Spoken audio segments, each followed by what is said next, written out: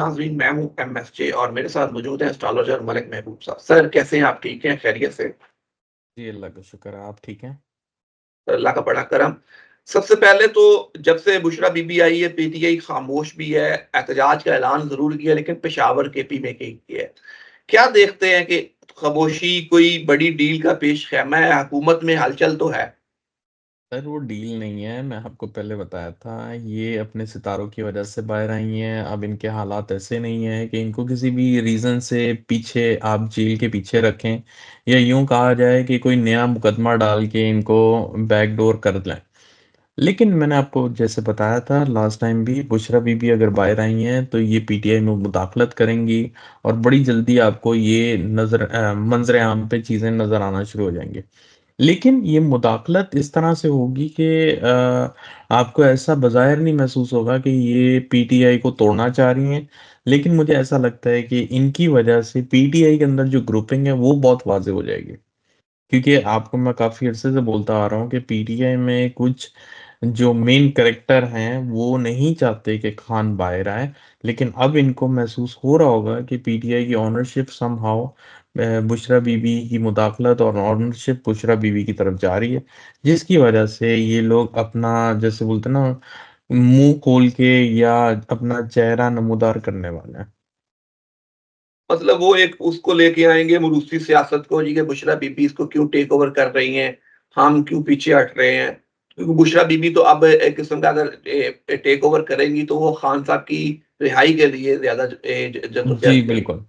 जी, बिल्कुल ऐसे ही है, लेकिन मसला ये ना, एजेंडा जो हमारे पीटीआई के वर्कर वो जो है कारकुन तो नहीं कहा जा सकता, जो इनकी पार्टी के जो मेजर मेंबर हैं, उनका जो मसला है ना, वो ये है कि वो खान साहब को बाहर नहीं निकलना देना चाह रहे हैं। और जबकि वो उनकी इनके अगेंस्ट में एक तरह से मुहिम है, तो डेफ़िनेटली तो फिर ये तो बहुत बड़ा मसला बनने वाला है पीटीआई के अंदर। और जैसे मैंने आपको कहा था कि अगर आपने देखा है कि जब से ये बिल पास हुआ है, उसके जो लास्ट वीक है, तब से लेके 3 नवंबर, आज मेरे ख्याल से अब आपके यहाँ 4 नवंबर हो गई। अब जो है ये जो हफ्ता है, ये बड़ा गहमा-गहमी का होने वाला है। तब तक तो ये बड़ा खामोशी थे, 8-10 दिन थे, तो मैं आपको बोलता आ रहा था 3 नवंबर तक अब बड़ी खामोशी होगी, और जिसकी वजह से मार्केट में अफ़वाहें शुरू हो गई और एक तरह से नई बातें आ गई कि डील हुई है, डील हुई है। डील ऐसी कुछ भी नहीं हुई है। ये सितारों की पोज़ीशन है जिसके ऊपर हम कह सकते हैं कि ये मामलात बने। डील का जिस वक़्त था, मैं आपको बोलते आ रहा था कि तब डील करनी चाहिए, मेरे ख़्याल से जुलाई-अगस्त का टाइम था। तब कोई डील नहीं हुई थी। उस वक़्त तो ये लोग केसेज़ के ऊपर केसेज़ बना रहे थे, नए केसेज़ खोले जा रहे थे। आपने एक चीज़ देखी है कि एक पैटर्न चल रहा था तकरीबन डेढ़ 2 साल से, कि एक केस खत्म होता था, दूसरा खोल देते थे। अब ये खामोशी हो गई है एक तरह से। तो इसका मतलब यही है कि डेफ़िनेटली खान साहब के सितारे में चेंजेज़ आए हैं।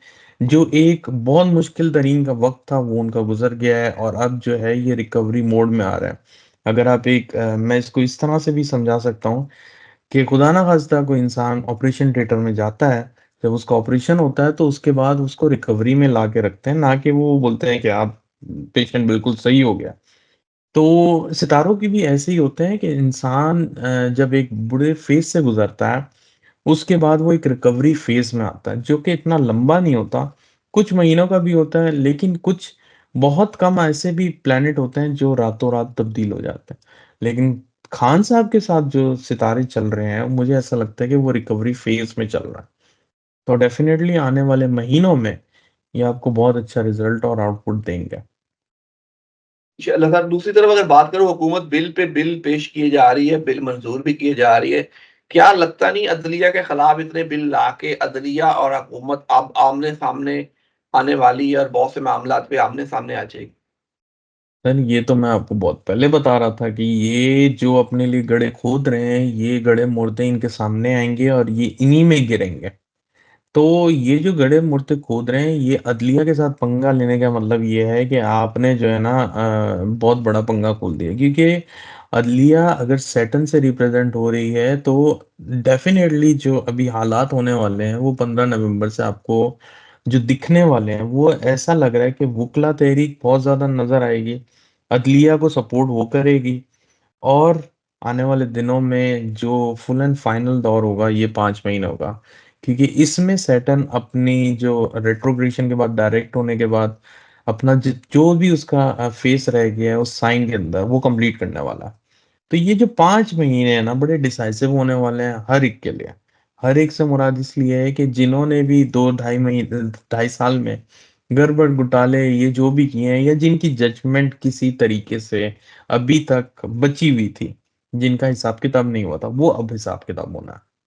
तो अदलिया को छेड़ने का मतलब है कि आपने जो शहद की मक्खी का छत्ता होता है ना उधर आपने छेड़ा-छाड़ी कर दी है, तो फिर आपको उसका अंजाम पता है, क्या होता वो तो वो तो हुकूमत कर चुकी है, शहद के मक्खे में पूरा हाथ दे चुकी है। अब उस अंजाम को तो देखने के लिए बिल पे बिल 1 नहीं, 2 नहीं, 3 नहीं, 4-4 बिल पेश किए जा रहे हैं और मंज़ूर भी हो रहे हैं।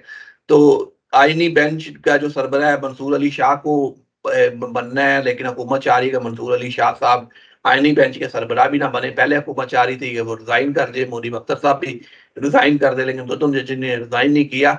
अब जजेस की तादाद 17 से बढ़ाकर 25 कर दी गई है। तो ये सारे मामलात हुकूमत के गले पड़े हुए हैं। तो ये हुकूमत इतनी बुखलाहट का शिकार क्यों है? इतनी थरथली मची क्यों हुई है? सर जब वो बोलते हैं ना कि उनकी जब उनको दिख रहा है कि उनके आगे एक बहुत बड़ा तूफान आने वाला है, तो उसके लिए तो वो ज़ाहिर है अपनी प्रिपरेशन करेंगे। तो लेकिन एस्ट्रोलॉजिकली अगर मैं बात करूँ तो वो इसलिए क्योंकि मैंने आपको 2-4 चीज़ें काफ़ी अरसे से बताते आ रहा था कि जो सन की इस वक़्त स्पेशली जो इस वक़्त ट्रांज़िट चल रही है वो अच्छे हाउस में नहीं है। तो डिप्लीटेड हाउस में से जब भी सन ट्रांज़िट करता है तो उसमें हुकूमत के ऊपर बहुत प्रेशर आता है। तो अल्टीमेटली ये टाइम हुकूमत के लिए अच्छा नहीं है, लेकिन ये हुकूमत के लिए टाइम भी 14 नवंबर तक है। अगर ये बिल पे बिल पास करवा रही हैं, मैंने आपको पहले भी बताया है, इसका कोई फ़ायदा नहीं होने वाला। ये करवा रही है, ये सोच के करवा रही है कि इनको फ़ायदा हो जाएगा, लेकिन मुझे नहीं दिखता कि हुकूमत इसको करने से अपनी लॉन्जेविटी, अपना जो इनका ओहदे हैं, ये जो भी है, उसको सर्वाइव कर लेंगे या बचा लेंगे। तो मुझे नहीं लगता इस चीज़ का कोई भी इनको फ़ायदा होने वाला है। मतलब आप कह रहे हैं इनको कोई फ़ायदा नहीं हो रहा, जो भी एंड पे जाते हैं फड़फड़ाना है वो फड़फड़ा रहे हैं, इनको इतना फ़ायदा नहीं होने वाला। तो जी, नवंबर बिल्कुल। में फिर गरमा-गर्मी रहेगी, थोड़ी-सी सर्दी होती है, लेकिन आप कह रहे हैं सियासी तौर पे नवंबर गर्म रहेगा। जी सर, नवंबर स्पेशली आपको 15 नवंबर के बाद, लेकिन ये अभी यहीं से इस हफ्ते से आपको हलचल शुरू दिख जाएगी। लेकिन 15 नवंबर के बाद जो कि एक बहुत मेजर डेट है, उसकी वजह मैं आपको बता दूं, सैटर्न डायरेक्ट हो रहा है। सैटर्न जब भी डायरेक्ट होता है, जिनके भी लोगों के काम फंसे होते हैं या यूं कहा जाए जिनकी जजमेंट रहती है, वो अब बिल्कुल फाइनल राउंड में है, तो वो अब होना शुरू हो जाएगी। दूसरी तरफ बात करूँ, अमेरिका में कल इलेक्शन है, क्या ईरान इसराइल पे इस टाइम पे हमला कर सकता है? खबरें तो यही हैं कि इस टाइम पे ईरान इसराइल पे हमला करेगा। सर अगर वो कर भी दे तो उसमें इलेक्शन में तो कोई फ़र्क नहीं आना था ना, इनकी तो वो वाले इलेक्शन नहीं है कि ये पोस्टपोन हो जाए। तो वो अगर करेगा भी सही तो ये एक नया पिंडोरा बॉक्स खुलेगा, लेकिन मुझे ऐसा हालात लगते ही नहीं है कि उसका कोई अल्टीमेटली इफ़ेक्ट आने वाला है अमेरिका पे। और अल्टीमेटली इफेक्ट तो नहीं आने वाला, लेकिन ये है कि अमेरिका फौरी तौर पे जंग पे कूदेगा, उससे क्योंकि अमेरिकन इलेक्शन पे होगा, कोई असर-अंदाज़ होगा, कि लोगों का अ, वोट बैंक बदल सके, लोगों का माइंड बदल सके। देखें, इसका माइंड अगर बदलना होता तो इनको पहले करना चाहिए था, क्योंकि मैं आपको पहले भी बता चुका हूँ कि ये जो फाइनल डेट होती है, जो कि 5 नवंबर है, इसका मतलब ये है डेडलाइन फॉर वोटिंग। और उस दिन रिज़ल्ट मतलब ये लोग फिर रिज़ल्ट और ये वोट काउंटिंग करके रिज़ल्ट देना शुरू कर देते हैं। तो काफ़ी लोगों ने इधर का जो एक कल्चर है वो यही है कि ये लोग आखिरी दिन का इंतज़ार नहीं करते। ये लोग वोट कास्ट कर देते हैं। तो आप कह सकते हैं 70 टू 80% लोगों ने वोट कास्ट कर दिया। तो जिस तरह पाकिस्तान में होता है ना कि जैसे फॉर एग्जांपल 8 फरवरी को ही इलेक्शन होगा, तो इसका मतलब ये है कि 8 फरवरी को जाके वोट देंगे। लेकिन इधर ये होता है कि यहाँ पे आप पहले से जाके वोट कास्ट कर सकते हैं। वो आपका काउंट हो जाता है। ऐसा नहीं है कि आपको आखिरी दिन जाना है। तो आपको मैं समझाने का मकसद ये है कि इसलिए आप आखिरी दिन बम मारें या जो मर्ज़ी करें, उससे रिज़ल्ट में कोई फ़र्क नहीं आने वाला। बिल्कुल सर, कोई फ़र्क नहीं आने वाला, लेकिन क्या लगता है कि उस खित्ते में ये जंग होगी, ईरान हमला करेगा इसराइल पे? जी, डेफ़िनेटली मैं आपको काफ़ी दफ़ा बोल चुका हूँ कि आने वाले कुछ महीने थोड़े-से ऐसे हो सकते हैं जिसमें ये थोड़ी शिद्दत कम हो जाए। मुझे नहीं लगता कि ये सब शिद्दत ज़्यादा होगी। शिद्दत जो ज़्यादा होने वाली है ना वो मार्च के बाद होगी।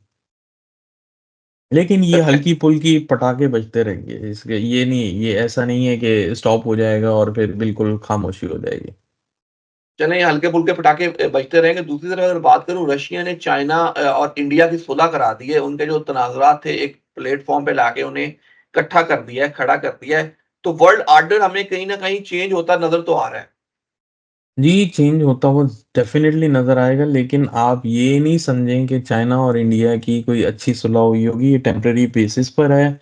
मुझे अभी भी ऐसा नहीं लगता कि ये जो इंडिया की फ़ॉरेन पॉलिसी है, वो इतनी अच्छी है या स्ट्रॉन्ग है कि वो अपने दुश्मनों से दोस्ती करके उसको एक नई मतलब नई जनरेशन के लिए एक नाम खड़ा करें, मुझे ऐसा कुछ भी नहीं दिख रहा। बिज़नेस की दौड़ है, जंग अब जंगों से ज़्यादा बिज़नेस है, ट्रेड का दौर है, एक बड़ी मंडी है चाइना के लिए इंडिया और इंडिया के लिए हुँ। चाइना। तो लगता है कि इस तरफ वो जा रहे हैं कि चले दुश्मन तो अपनी जगह लेकिन हम ट्रेड पे चले जाएँ। हाँ जी, वो पॉसिबिलिटीज़ हैं, लेकिन अगर आप ये बोलें कि ये अपना नज़रिया बदल देंगे, वो मुझे नहीं दिखता। बिल्कुल sir, thank you so much. And पे कोई मैसेज हो तो ज़रूर शेयर।